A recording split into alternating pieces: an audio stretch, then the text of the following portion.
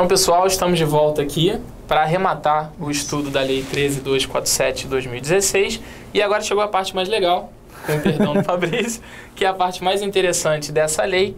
Só que assim, por que a gente começou pela outra parte? Porque tudo que a gente viu até aqui não tem controvérsia. É aquilo lá, são as alterações legais, você só precisa estudar a lei nova e ponto. Tudo que a gente discutir a partir de agora ainda não está totalmente fechado.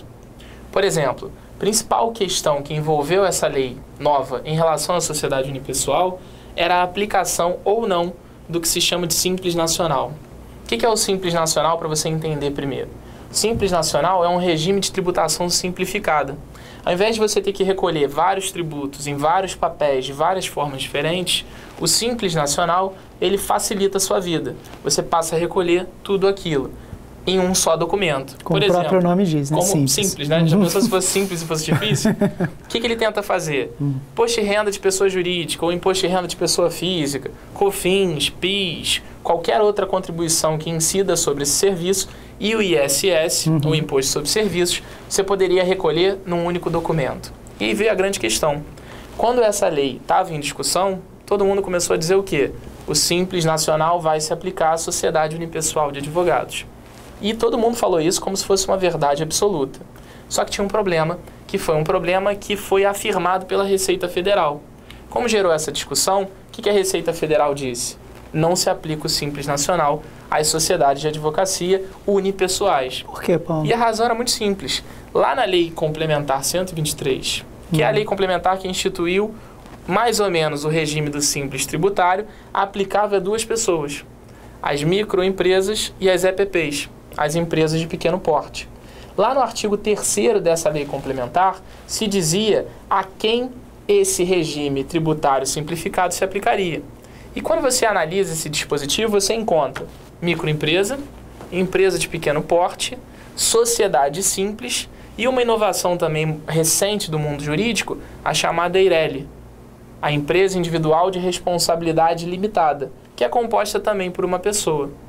Muita gente boa do direito começou a dizer o seguinte, olha só, sociedade unipessoal de advogados está regida assim pela Lei Complementar 123 porque é a mesma coisa que o Meirelli.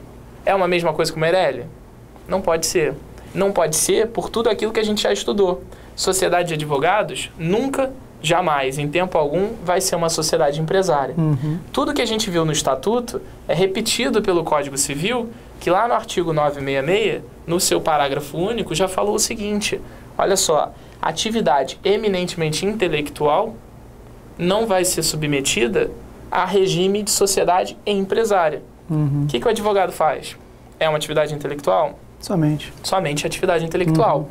Por conta disso, o que se entendeu? A atividade exercida pelo advogado, seja ele uma sociedade unipessoal ou uma sociedade coletiva, ela não será considerada empresária. E por essa razão, jamais uma sociedade unipessoal ou coletiva de advogados pode ser considerada EIRELI. Por essa razão, o que a Receita Federal disse? Ela disse que não se aplica o regime tributário do Simples às sociedades unipessoais criadas por essa lei que a gente estudou até aqui. Então, para resumir para vocês e os aspectos tributários ficarem o mais simples possíveis para vocês. 3 correntes. O mundo do direito adora corrente, né? Quem pensa alguma coisa, quem pensa outra coisa. Então, a gente tem 3 correntes aqui. Primeira corrente da Receita. Não se aplica. Não se aplica por quê? Porque não está no rol taxativo da Lei Complementar 123. No artigo 3º. Artigo 3º. Você colocou. Que não colocou a sociedade unipessoal. E nem podia como, né? É uma inovação. Sim. A lei complementar é anterior. Primeira corrente, então, Receita Federal. Simples Nacional não se aplica a essa sociedade unipessoal. Segunda corrente, a posição da OAB. O que a OAB diz? Que a EIRELI, Empresa Individual de Responsabilidade Limitada, seria a mesma coisa que uma sociedade unipessoal de advogados.